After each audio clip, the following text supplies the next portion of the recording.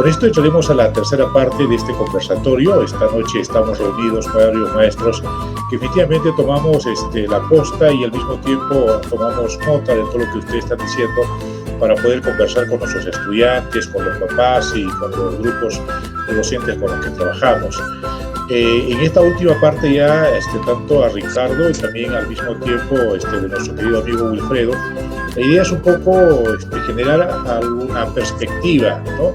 Y un poco colocar esta tradición, esta fuerte identidad que tenemos los arequipeños mirando un poco el futuro, ¿no? Entonces, a veces siempre hay esta dicotomía, ¿no?, entre lo tradicional y lo moderno, y lo moderno hoy en día entra muy fuertemente en nuestras vidas, ¿no?, desde fundamentalmente dos grandes ejes, ¿no?, la economía del libre mercado por un lado y el otro el avance de la tecnología, de la información que está en nuestra vida, ¿no? Ahora mismo, ¿quién podría haberse imaginado encontrarnos esta tarde y conversar algunos temas? En esa perspectiva, Wilfredo, ¿cuáles son los retos de esta fuerte tradición que tenemos, de estas grandes costumbres que esta tarde hemos conversado respecto a la modernidad? ¿Lo moderno nos va a acabar venciendo o existe todavía, como don Ricardo dice, esta resistencia de seguir haciendo que nos hagamos un espacio en la historia? ¿Cómo tú ves el reto de poder enfrentar la modernidad con todas las costumbres, las tradiciones, esta identidad que tenemos que tener? Bueno, dos cosas, urbanísticamente hablando, hay dos cosas bien claras, ¿no? O sea, la población ha aumentado desmesuradamente. No solo en Arequipa, ¿no? Pero hablando de Arequipa, sí ha aumentado en una cantidad inmensa. Tal es el caso que la única forma de que la población pueda seguir habitando en nuestro territorio es que para construir más viviendas o se crece horizontalmente o verticalmente, ¿no? Si crecemos horizontalmente, nos toca el tema de que vamos a tener que estar abarcando más terrenos agrícolas y convertirlos en urbanos. Verticalmente, o sea, hacia arriba, ¿no? Aparecen las casas de 2, 3, 4, complejos familiares, ¿no? 4, 5, 6 pisos. ¿Qué sucede? O sea, cuando hace poco Arequipa fue declarado Patrimonio Cultural de la Humanidad por la UNESCO, ha creado zonas de amortiguamiento, o sea, no solo decir la zona, el cercado de Arequipa debe de conservar, digamos, el sillar, tener el Ministerio de Cultura que le autorice la construcción de cualquier tipo de modificación de alguna propiedad. Zonas de amortiguamiento son los pueblos tradicionales, digamos. Está Acequia Alta, está Caima, está La Tomilla, está Yanaguara. Hay muchas zonas que, de acuerdo a ley, la UNESCO ha exigido que sean tratadas como zonas históricas, ¿no? O sea, y los pueblos tradicionales tienen que mantener ese estatus por el hecho de que si no lo respetan, simplemente la UNESCO le quita el título que le ha dado de Patrimonio Cultural de la Humanidad al centro histórico de Arequipa y simplemente perdemos mucho, ¿no? Especialmente lo que es el turismo. Pero eso se distorsiona un poco con el plan director, ¿no? El plan director permite el crecimiento vertical, pero sin considerar que, siendo una zona de amortiguamiento, cada pueblo tradicional, para hacer una construcción dentro de la zona tradicional, llámese Caima, llámese Carmen Alto, El Cercado, Yanaguara, etcétera, tienen que pasar un proceso de calificación del Ministerio de Cultura. Y el Ministerio de Cultura va a tratar de de recuperar lo tradicional, lo típico de Arequipa, ¿no? Lo típico de Arequipa no es un crecimiento vertical, o sea, hacer un complejo multifamiliar dentro de una zona de amortiguamiento o pueblo tradicional. Entonces, se está en ese tira y jala, ¿no? Inclusive el Poder Judicial ha dispuesto de que se vuelve a revisar el plan director, bueno, lo castigó a un exalcalde, a unos funcionarios, porque supuestamente no habían llevado bien el proceso de implementar el plan de desarrollo metropolitano, ¿no? Entonces, actualmente todavía no se ha presentado el nuevo plan director discutido, hay nuevos funcionarios, nuevo alcalde, nuevos regidores que tienen que observarlo, ¿no? Y si nosotros quisiésemos seguir conservando el patrimonio cultural de la humanidad, tenemos que hacer respetar lo tradicional, es lo único. A pesar de que muchos pueblos tradicionales, digamos, por ejemplo, Caima, el pueblo tradicional de Caima, la avenida principal, que es la avenida Caima, se extiende hacia arriba hasta la avenida Mogonés y después la avenida Charcani, Ramón Castillo y Charcani, cruza por la plaza de Caima. Entonces, necesariamente al cruzar la plaza de Caima, la vía de Caima es bastante estrecha, 6 metros más 1,20 m de cada vereda, ¿no? Y para una vía de alto tránsito, por lo menos tiene que tener 24 metros con unos 2 o 3 carriles de ida y de regreso. Entonces, son problemas que se tienen que discutir, al igual que el puente Chilina también ha empezado en la avenida Selva Alegre y se ha quedado en Caima. En Caima tiene que pasar por el pueblo tradicional para seguir hasta Cerro Colorado, si no simplemente es un cuello de botella donde en horas punta pues uno demora 1 o 2 horas de salir de todos los nudos que se forman ahí. Entonces, son procesos que tienen que medirse como con espinas poco a poco para ver la mejor solución donde comulgue la zona tradicional de toda la modernidad. Muy bien, ahora sí me gustaría escuchar al señor Ricardo Gallegos, por favor, que nos puede también informar acerca de lo tradicional y lo moderno. Ya, mira, cuando planteas esa pregunta, uno se vuelve a hacer una repregunta, ¿no? Si la modernidad hiere a lo tradicional o lo tradicional frena o impide a la modernidad, ¿no?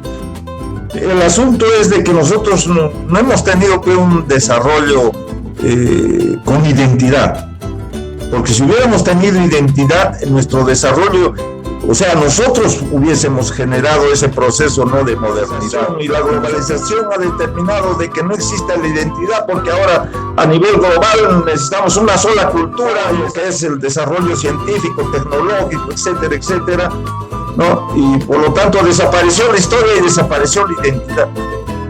Y en el fondo, cuando uno analiza después qué ha pasado desde ya hace más de 30 años, ese proceso, digamos, de pensamiento de la globalización, ¿cuáles han sido las conclusiones, ¿no?, de ese proceso? Las conclusiones, uno, de que sí, la globalización ha tenido identidad, y la identidad canta y se viste como rock and roll, la identidad tiene que vestirse como gringuito y como, entonces esa es la identidad, pues. Esa es la identidad de ellos. ¿Y cuál es nuestra identidad? Y nos avergonzamos, ¿no?, de ser indios, nos avergonzamos de ser cholos, nos avergonzamos. Entonces, ese es el problema, ¿no? El problema es que nos ataca otra identidad diferente a la nuestra y nosotros no desarrollamos nuestra propia identidad y nuestra autoestima, ¿no? Entonces, ese es el problema, de que no ha habido sociedades, ¿no?, inclusivas, de igualdad, de solidaridad, de responsabilidad social y de libertad. Se produce el proceso de modernidad, ¿no? Había jerarquías, ¿no? Ese pensamiento. Mire cómo es. Nosotros no festejamos, por ejemplo, la Fundación Collagua de Arequipa, ¿no? Festejamos la de la colonial, la española, ¿no? Y ese es el pensamiento colonial. ¿Cómo se da el proceso de expansión urbana? Se sobreentendía cómo hacía la expansión urbana a los collahuas. Respetaban la zona agraria y por eso todas las aldeas que construyeron las aldeas las hacían por encima de las acequias, donde no podían irrigar, donde no podían hacer chacras. Por eso los restos arqueológicos los encontramos en la acequia alta, los encontramos en la parte alta al otro lado de Chilina, los encontramos en la Tomilla, los encontramos en el Cerrito San Jacinto, el Cerrito de los Salos, los encontramos en la Arilari, los restos arqueológicos, ¿no? Esos restos arqueológicos hablan. ¿Y cómo hace cuando vinieron los colonizadores? Agarraron y ocuparon las chacras, ¿no? O sea, ellos que deberían proteger eso, ¿no? ¿Qué ha pasado, no? Se hacen las residenciales cuando muy bien pudieron hacerlo en la parte donde justamente ahora donde han ocupado el sector migracional que viene tanto de Puno, Cusco, del mismo Caylloma, etcétera, etcétera, ¿no es cierto? ¿Qué hicieron? No había una planificación, pero no había una planificación. Yo recuerdo que sí había planificación desde más antes, pero ¿qué pasaba con la planificación que venía desde el Consejo Provincial? No la ejecutaban, no la respetaban y comenzaron a hacer y comerse la zona agraria. Hicieron majes y ya fue la justificación. Y los mismos agricultores que decían la propiedad de la tierra, patria y muerte, defendiendo la tierra, fueron los que vendieron la tierra a las compañías, ¿no?, constructoras. Y se daba el problema del soborno y de la inmoralidad en los municipios, ¿no?, y el sistema de control que tenían que hacer y defender. Cuando ahora último, sabemos que la similar, que es la primera sequía en Arequipa y por lo tanto tiene connotaciones históricas. ¿Qué hizo el INC? ¿Qué hizo? Agarraron, cerraron la sequía y terminó. Ya no hay el ritual que se hacía del limpiado de la sequía. ¿Ahora qué? Ahora tienen que gastar más plata porque como hay un túnel ahí. ¿Y qué nosotros planteamos? Está bien, hay que proteger hasta la zona donde tenía que protegerse y de ahí proteger la zona para que no infectaran esa zona. Pese a que el agua potable viene como la parte de arriba y viene por túnel, o sea, no era una justificación para decir de que se tapara esa sequía. ¿Qué hizo? La Asociación de Regantes de Chile y los agricultores? En vez de defender el agro, ¿qué han hecho? Negocio y vendieron sus tierras, especialmente aquellos que tenían la gran propiedad, los que tenían 5, 6 y 7 hectáreas, esos vendieron, ¿no es cierto? Ellos son los que han ahorcado, y ellos son los que llegan por los municipios, y ellos son los que se surren en la creación que hacen sobre la planificación urbana. Entonces ese es un problema. Entonces, si nosotros queremos crear sociedades inclusivas de igualdad y solidaridad, tenemos que tener responsabilidad social. O sea, que la sociedad nos empodere para nosotros, así como recibimos, saber dar y cooperar. Entonces construyamos una nueva sociedad. Entonces la clave es de que nuestra identidad tradicional conecte con la modernidad. No negamos la modernidad, queremos una modernidad, ¿no?, que nos dé identidad. Ese es mi parecer, amigo. Vemos que Caima, pues antiguamente abarcaba hasta Cerro Colorado, ¿verdad? ¿Y qué pasó? O sea, ¿por qué se delimitó que se llame esa zona? Tal vez ustedes tengan esa información. Gracias. Con la creación de la irrigación en Zamacola ha habido muchos intereses económicos de varias personas, ¿no? Los nuevos propietarios de todo lo que es la irrigación de Zamacola. Entonces han formado su grupo y han tratado y han dividido el distrito prácticamente, no sé, basándose en argumentos falsos, dividieron el distrito, ¿no? Y crearon su zona, su capital, que era la Misión a Libertad, donde Lo que existía antiguamente era pues Pachacute, existía La Libertad y existía el Cerro Viejo. Al final lo dividieron en distritos. En el año 1951 fue la dación de la ley de división del distrito, y que actualmente Cerro Colorado no respeta, porque al final Cerro Colorado, de acuerdo a sus límites actuales, debería pertenecer por el este, por la quebrada de Chullo, ¿no? La quebrada de Chullo, y más arriba la quebrada Sucral. Por el sur, pues todo es conocido, pero por el norte, por el este, solo llegaba hasta la cantera de Ñashuayco. O sea, de la cantera de Ñashuayco para más allá, seguía siendo Caima. O sea, el eje de la torrentera de Ñashuayco es la división del distrito. Y por el norte son las estribaciones del Chachani. O sea, las bandas del Chachani es el límite, ¿no? Ustedes ven los documentos de Cerro Colorado, han obviado el límite norte. O sea, consideran que el Chachani pertenece a Cerro Colorado, cuando la división no lo dice. O sea, el volcán Chachani sigue perteneciendo a Caima, no pertenece a Cerro Colorado. Ricardo, de repente, él es más entendido, bueno, es hijo de don Manuel Gallo Sanz, conoce un poco más de la historia antigua. Todos los toros tradicionales tienen límites definidos, porque con la georreferenciación, con coordenadas UTM, no se tiene, ¿no? Y desde el año 2006 se viene viendo en el área de ordenamiento territorial de la región Arequipa la delimitación entre Caima y Cerro Colorado, por la parte sur también Yanaguara, porque si vemos el Señor de la Caña, hay una vía que es la calle Grande, que cruza, que une con Pampita Ceballos, pero abajo hay dos manzanas que también son Señor de la Caña, que sin embargo tributan a Yanaguara y deberían tributar a Caima. Son líos territoriales que, bueno, si vamos a hablar, no acabo nunca, porque yo he estado en la comisión de delimitación desde esa fecha, y bueno, se ha escrito bastante sobre el tema. Caima era la cabeza, y donde se concentraba toda la autoridad era la Anansaya de toda esta banda, hasta Uchumayo.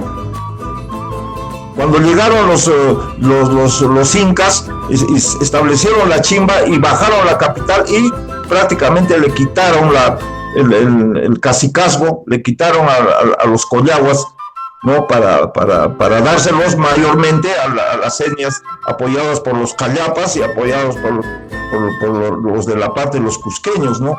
Entonces el asunto vino de ahí. Ahora, Cerro Colorado es pre-inca. ¿Por qué? Porque la acequia Sunilarca, ¿no? Pasaba la torrentera, que le llaman la torrentera de Tucos, pasaba y regaba la zona de Colcapampa, no Chayapampa, Colcapampa, y bajaba hasta lo que es Sunilarca, donde hay un sitio que se llama también Sunilarca, que es en Chullo. Ahora, hicieron la otra acequia, ¿no? Que es la acequia de Chullo también, ¿no? Que eso era la Urinsaya, ¿no? Pero la Anansaya era ahí. Entonces, cuando se hace esto, el Cerro Colorado se estableció ahí una población, ¿no? Antigua. Esa población antigua, ¿no? Posteriormente, así como es Acequia Alta, su nombre es Cerro Colorado, ¿no? Y entonces ese Cerro Colorado fue el nombre que le pusieron. Ahora, cuando vinieron los incas, ya aperturaron mayor cantidad de agua y hicieron Chayapampa, ¿no? Ahora,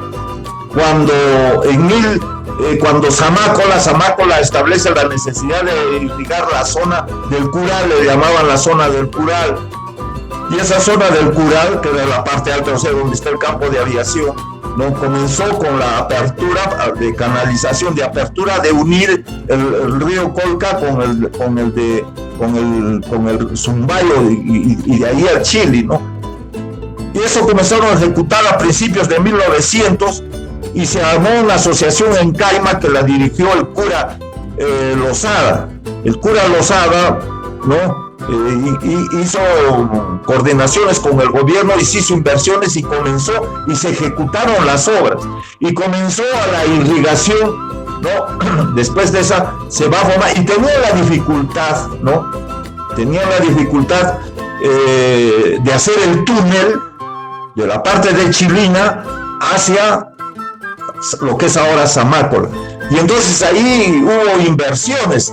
¿Y inversiones de quiénes? Del sector comercial, de Lucioni, de Concha Fernández, ahí estuvieron. Y estuvieron, lógico, las personas que tenían plata. Y los fundadores de la irrigación que fueron en Caima fueron los pobres, los que tenían 2 topos, 3 topos, 4 topos, no agarraron nada ahí, no agarraron nada, salvo los Lozada. Y en el año de 1954, siendo alcalde, ¿no? Uno de los Lozada también, ¿no? Agarró y facilitaron ¿qué? A 2 diputados y un senador, el senador Ariste, y 2 de Cerro Colorado, como tenía la dictadura de Odría, y con la dictadura de Odría, después de la revolución de 1950, que mataron acá en Arequipa a los revolucionarios arequipeños, ¿no? Y se impuso Odría, bajo esa dictadura de Odría, ¿no? Sin tener lo que ahora exige para hacer un nuevo distrito. Hay la necesidad, ¿no?, de hacer un análisis histórico, ver una cantidad determinada de habitantes, etc. Entonces, ¿qué pasó sin esas características? Claro, ellos tenían los intereses y les dolía de que el Consejo de Caima interviniera en la situación de control de esa irrigación. 1, 2, como ya se hizo la irrigación, entonces había migración, y entonces comenzó la pugna para formar el pueblo de Zamácola, el pueblo de la libertad, y etcétera, etcétera, y ese rechazo generó situaciones difíciles. Y esas situaciones difíciles nos conllevó ¿a qué? Nos conllevó a que se formara un frente de defensa. ¿Quién lo formó ese frente de defensa? Augusto Ruiz, donde estuvo don Manuel Gallegos y muchos de los caimeños oponiéndose a que se formara ese distrito. Inclusive el alcalde, traicionando los intereses de Caima, ¿no? Puesto que Caima lo había elegido, agarró y planteó una determinada división. ¿Cuál era? El ferrocarril. El ferrocarril debería ser, ¿no?, el límite, ¿no?, de la parte oeste hacia el oeste, ¿no?, del ferrocarril era Cerro Colorado, y la parte del ferrocarril al este era Caima. ¿Y qué pasaron estos señores? Agarraron y convirtieron a Caima en una tripita, y nosotros perdimos los recursos. Nosotros administrábamos las canteras de Añashuayco, inclusive nos dieron el título, y pese a que se formó el distrito de Cerro Colorado, nosotros teníamos la capacidad de seguir administrando las canteras. Pero ¿qué pasó? Traición de los alcaldes, traición del municipio, y permitieron de que Cerro Colorado los administre. Y como eso estaba en manos de adjudicatarios, bueno, esos adjudicatarios interesados en eso comenzaron a aportar ya no a Caima, sino comenzaron a aportar a Cerro Colorado. Entonces, la propiedad privada, ¿cómo va generando? En vez de haber solidarizado con su pueblo, que era Caima, se solidarizaron con aquel. Es más, ahora dicen que el Chachán es de Cerro Colorado, ¿no? O sea, seguimos perdiendo y perdiendo y perdiendo. ¿Y qué nos falta? Nos falta identidad a los caimeños. Por eso que estamos hablando de identidad. Cuando no hay identidad sucede eso. No sabemos defender nuestros intereses, no sabemos proyectar nuestro futuro, si no sabemos quiénes somos, ¿cómo podemos hablar de futuro? Entonces, al no saber quiénes somos, estamos divididos, cada quien va. ¿Qué pasa con los pueblos jóvenes? Los pueblos jóvenes son los que mejor aportan, son los que mejor se organizan, son los que, por ejemplo, están bailando o asumiendo las costumbres nuestras de los arequipeños. El carnavalonco, por ejemplo, se hace y se baila en Buenos Aires, se baila en Francisco Bolognesi, se baila. En cambio, los caras de acá abajo, los de las urbanizaciones residenciales que piensan como europeos y como gringos, ¿qué hacen? Nunca se han incluido. Claro, ahí no hay identidad, no hay inclusión. Son idénticos, ¿no? Porque su identidad, ¿dónde nace? Pues del bolsillo, y cuando no hay responsabilidad social, entonces solamente ven ellos. Nada más que ellos. Esa es mi percepción. ¿Qué opinión se merece esta propuesta que está dando nuestro señor presidente? ¿Ayudará a conservar nuestras tradiciones, nuestras costumbres, y que los estudiantes, ¿no?, aprendan de su contexto, de lugar, ¿no? La crisis de identidad. Yo creo que es la oportunidad de resolver esta crisis de identidad. Por ejemplo, se hablaba en discusiones de otros historiadores que estaban hablando sobre si el fundador de Arequipa se llamaba García Manuel, o de Carvajal, o si se llamaba García Manuel, o etcétera, etcétera.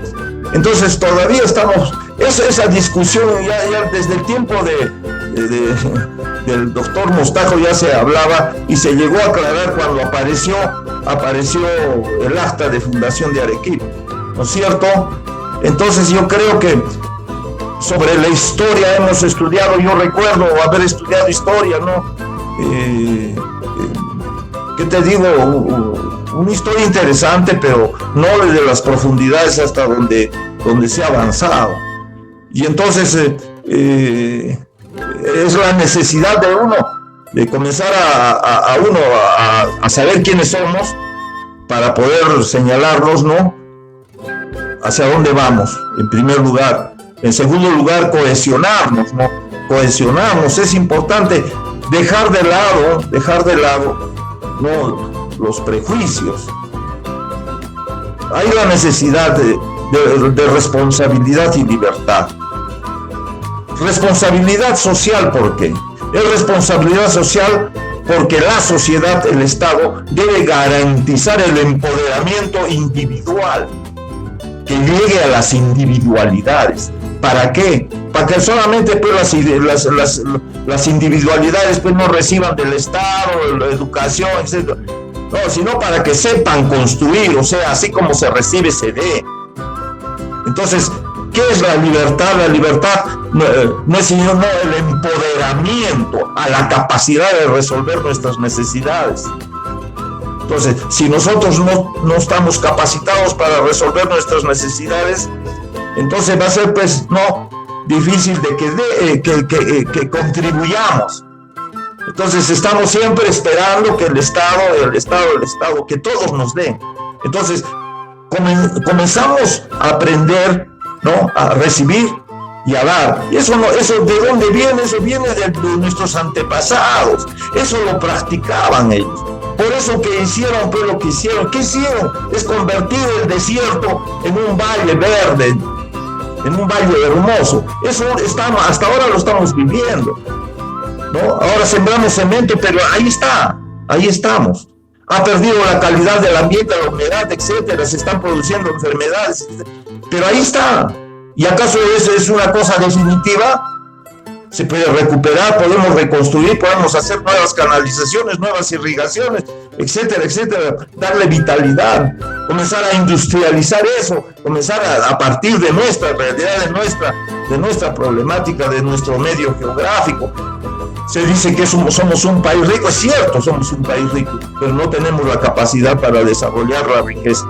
Entonces yo creo que la educación es básica, es importante para que la juventud sepa quiénes somos y comencemos a practicar pues, lo que somos, lo que verdaderamente, y comencemos, ¿sabe qué?, a educar nuestros gustos.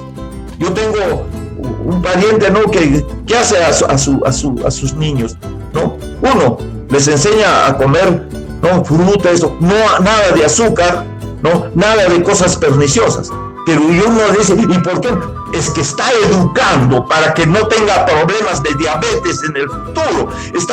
Tenemos que reeducar. Entonces, que la historia sirva a la experiencia de la reeducación a nuestro pueblo. La educación, porque es el futuro nuestro, es el futuro de nuestros hijos. Al fin y al cabo, nosotros vamos a morir. Pero por favor, hay que morir con dignidad y hay que morir sabiendo de que la humanidad va a seguir adelante. Gracias.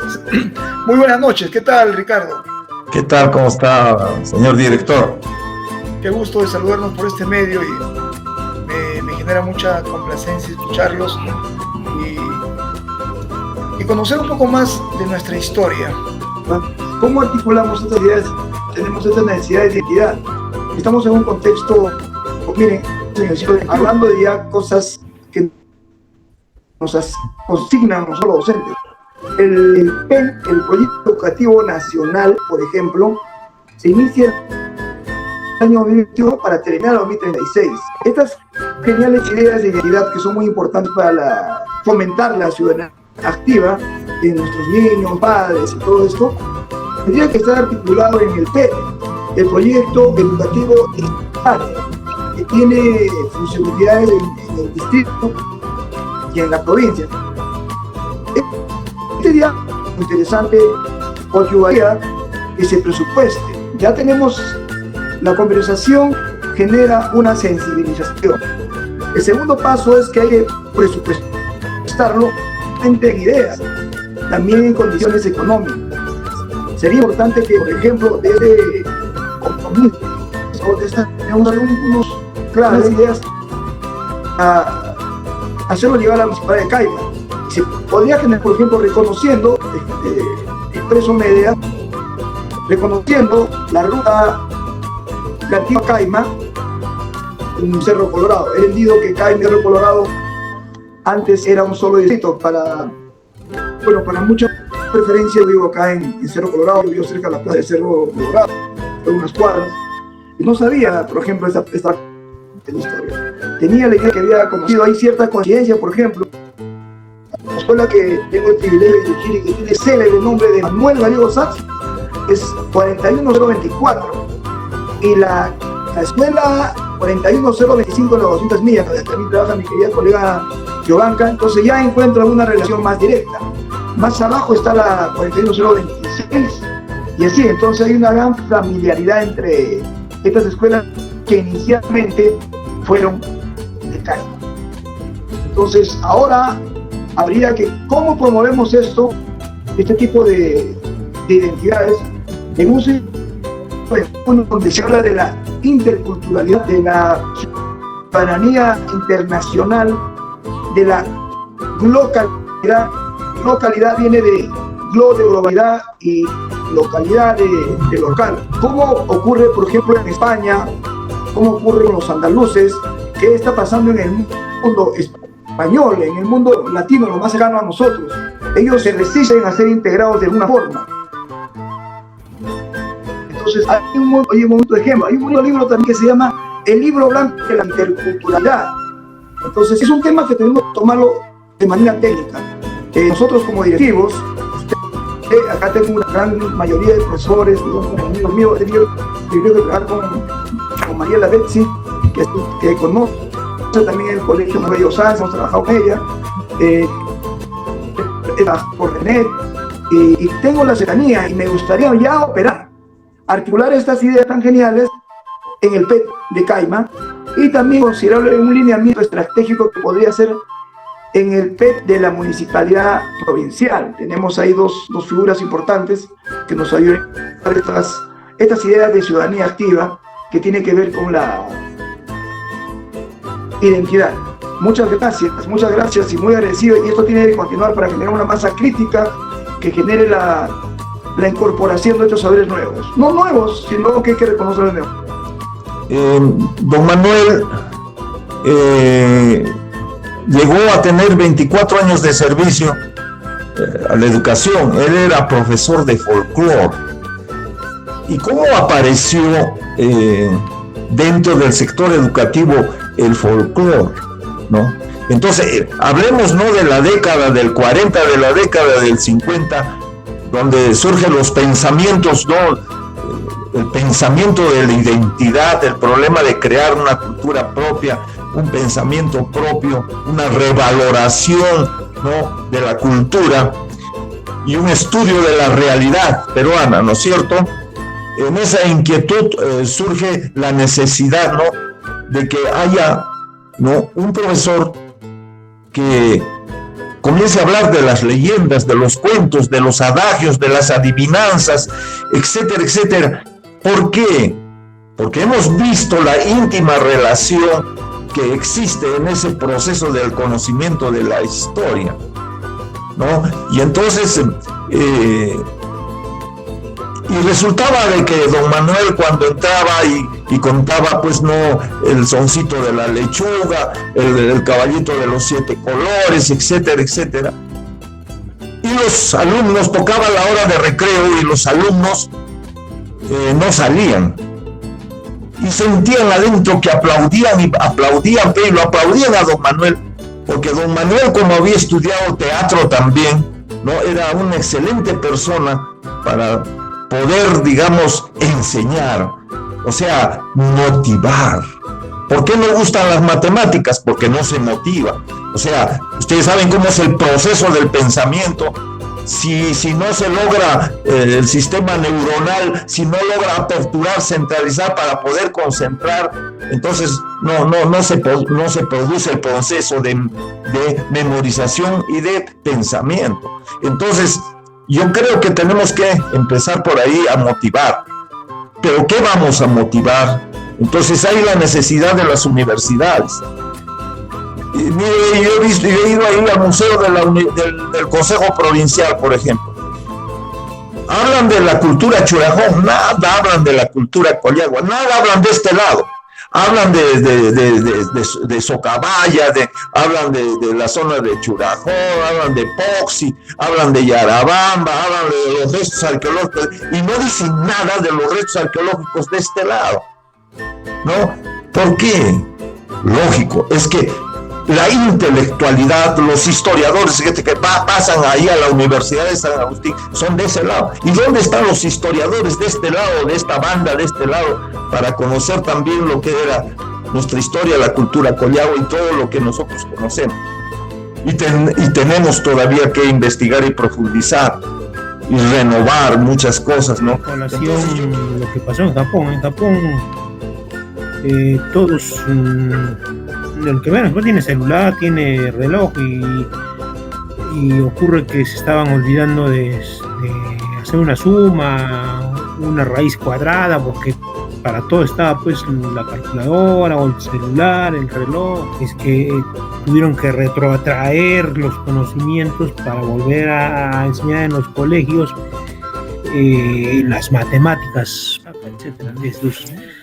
Le estamos dando por sentados muchas cosas que no se han creado desde raíz, como es la educación sí cultural de cada alumno, ¿no? Y es bueno darse cuenta y a tiempo retroceder o retrotraer nuestros conocimientos.